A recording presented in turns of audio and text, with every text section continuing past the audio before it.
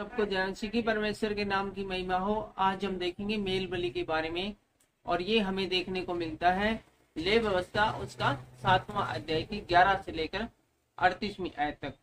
यदि आपके पास बाइबल है तो हमारे साथ निकाल लीजिए। मेल बलि ले व्यवस्था 7वां अध्याय की 11 से लेकर 38वीं आयत तक। तो 11वीं आयत में इस प्रकार से लिखा गया है, मेल बलि की जिसे कोई यहोवा के लिए चढ़ाए व्यवस्था यहाँ है। तो यहोवा परमेश्वर है वो मूसा को ले बलि की संपूर्ण प्रक्रिया बता रहे हैं कि ये क्या है और इसको शुरू किस प्रकार से करना है, और सारी प्रक्रिया यहाँ पर समझाते हैं।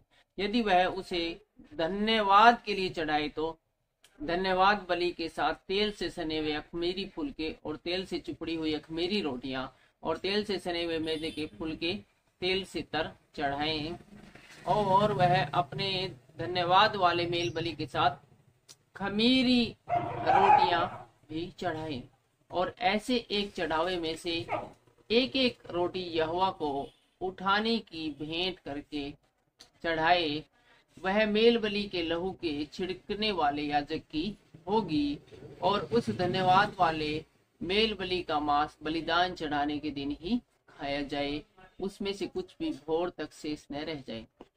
और बताते हैं कि जो भी खाना है वो उसी दिन उसी रात को खाना है, सुबह के लिए संभाल के नहीं रखना है, जो कि मेल बलि का मांस है उसको। पर यदि उसके बलिदान का चढ़ावा मन्नत का सा स्वेच्छा का हो तो उस बलिदान को जिस दिन वह चढ़ाया जाए उसी दिन वह खाया जाए, और उसमें से जो शेष रह जाए वह दूसरे दिन भी खाया जाए। परंतु जो कुछ बलिदान के मांस में तीसरे दिन तक रह जाए वह आग में जला दिया जाए, और उसके मेल बलि के मांस में से यदि कुछ भी तीसरे दिन खाया जाए तो वह ग्रहण न किया जाएगा और न उसके हित में गिना जाएगा, वह घृणित कर्म समझा जाएगा, और जो कोई उसमें से खाए उसका अधर्म उसी के सिर पर पड़ेगा। फिर जो मांस किसी अशुद्ध वस्तु से छू जाए वह न खाया जाए, वह आग में जला दिया जाए। फिर मेल बलि का मांस जितने शुद्ध हो वे ही खाए, परंतु जो अशुद्ध होकर यहोवा के मेल बलि के मांस में से कुछ खाए वह अपने लोगों में से नाश किया जाए। और यदि कोई किसी अशुद्ध वस्तु को छूकर यहोवा के मेल बलि मांस के पशु मांस में से खाए वह भी अपने लोगों में से नाश किया जाए, चाहे वह मनुष्य की कोई अशुद्ध वस्तु या अशुद्ध पशु, कोई भी अशुद्ध और घृणित वस्तु हो। फिर और 18वीं आयत इस प्रकार कहती है, और उसके मेल बलि के मांस में से यदि कुछ भी तीसरे दिन खाया जाए तो वह ग्रहण न किया जाएगा और न उसके हित में गिना जाएगा।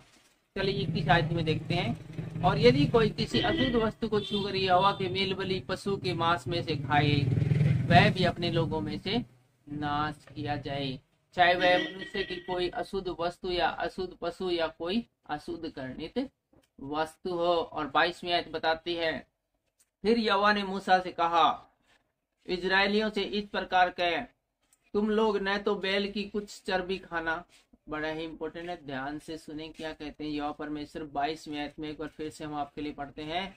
फिर यहोवा ने मूसा से कहा, इजरायलियों से इस प्रकार कह, तुम लोग न तो बैल की कुछ चर्बी खाना, बैल की चर्बी नहीं खाना, और न भेड़ या बकरी की, ठीक है, बैल भेड़ और बकरी की चर्बी नहीं खाना है। और जो पशु स्वयं मर जाए और जो दूसरे पशु से फाड़ा जाए उसकी चर्बी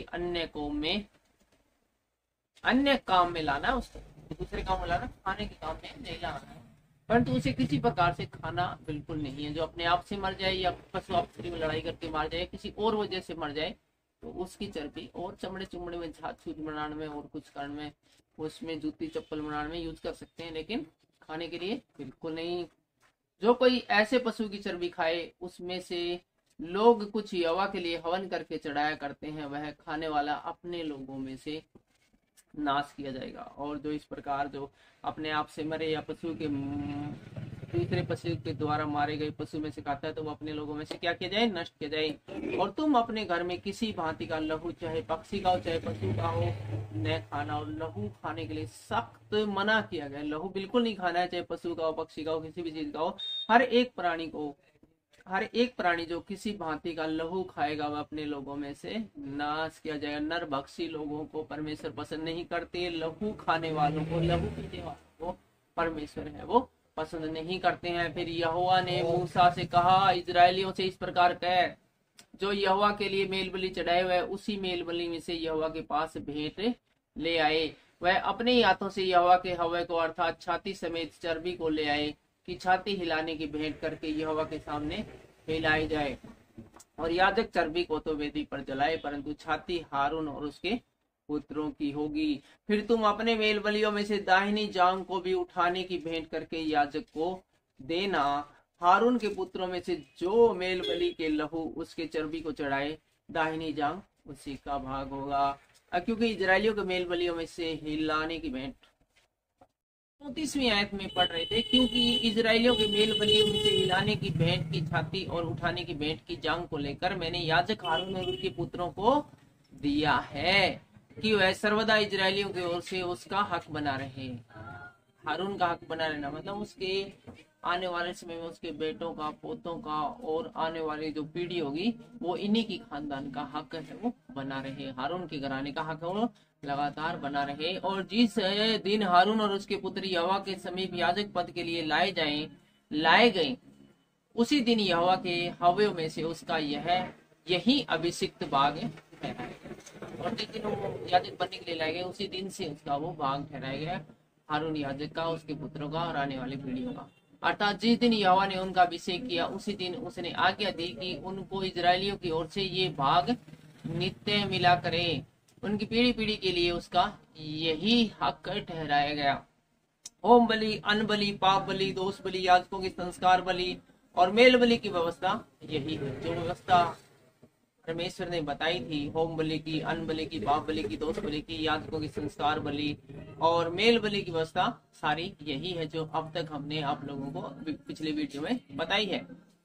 जब यहोवा ने सीने पर्वत के पास के जंगल में मूसा को आज्ञा दी कि इजरायलियों को मेरे लिए क्या क्या चढ़ावा चढ़ाया जाए, तब उसने उसको यही व्यवस्था दी। और फिलहाल के लिए इतना ही। परमेश्वर आपको आशीष दे।